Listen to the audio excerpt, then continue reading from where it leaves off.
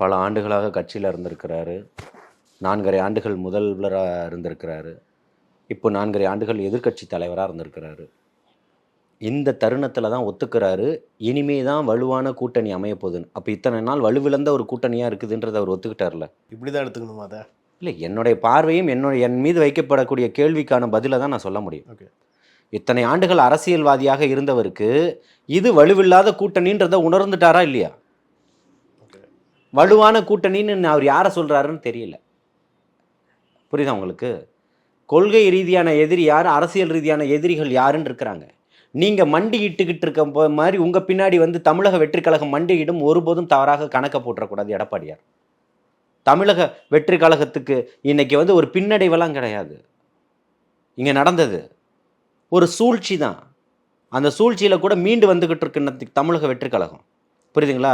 உங்களோட இன்னைக்கு இன்ஃப்ளூயன்சர் மார்க்கெட்டிங்கை வச்சு ஒவ்வொருத்தருக்கும் எப்படி வீடியோ போடணும், அதுக்கு காசு எவ்வளோன்னு சொல்லக்கூடிய ஆடியோக்களை எத்தனை வந்துக்கிட்டு இருக்கு கேட்டிங்களா?